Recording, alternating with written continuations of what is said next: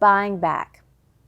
If you buy back the spread for less than its maximum value, your realized loss would be the price you pay minus the premium you received when you initially established or sold the position.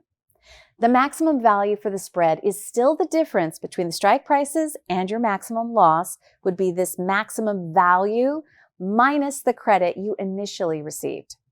Now, you're ready to investigate each of the 4 vertical spreads in more detail.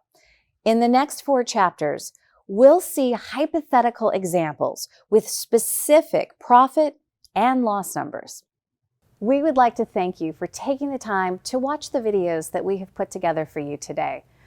Take a look and subscribe to our YouTube channel, our Instagram, our Facebook page, and reach out if you have additional questions. We would love to hear from you. Check out our website for more information. Go to www.optiontradersnetwork.com. Thanks so much.